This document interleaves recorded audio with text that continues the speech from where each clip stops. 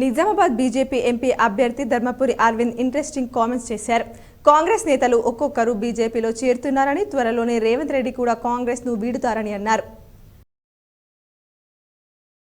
ఇందల్వాయి మండలం నల్లవేలి గ్రామంలో వీడీసీ నూతన పాలకవర్గం గురించి ఎమ్మెల్యే భూపతి రెడ్డిని మర్యాదపూర్వకంగా కలిశారు.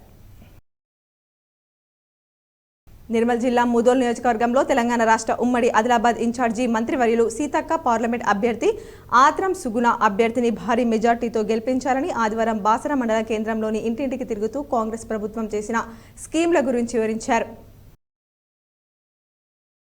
కామారెడ్డి జిల్లా వర్ణి మండల కేంద్రంలో బీజేపీ బూత్ స్థాయి కార్యకర్తల సమావేశంలో బీజేపీ పార్లమెంట్ అభ్యర్థి బీబీ పాటిల్, రాష్ట్ర ఉపాధ్యక్షుడు ఎండల లక్ష్మీనారాయణ, జుక్కల్ మాజీ ఎమ్మెల్యే సౌదాగర్ గంగారాం హాజరయ్యారు. అనంతరం బీబీ పాటిల్ సమక్షంలో పలువురు పార్టీలో చేరారు.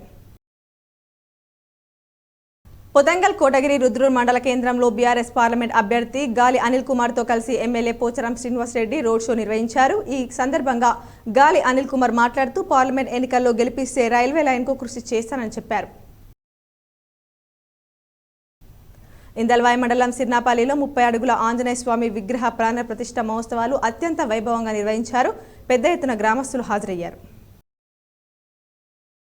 నగరంలోని కంఠేశ్వర బైపాస్ రోడ్లో గల శ్రీ యోగా ఆంజనేయ స్వామి దేవాలయంలో శ్రీ ఆంజనేయ శివ పంచాయతన విగ్రహ ప్రతిష్టాపన మహోత్సవాలు ఆదివారం వైభవంగా ముగిశాయి. క్రైస్తవులు సంక్షేమానికి బీఆర్ఎస్ ఎంతో కృషి చేసిందని ఆ పార్టీ నిజామాబాద్ ఎంపీ అభ్యర్థి బాజిరెడ్డి గోవర్ధన్ పేర్కొన్నారు.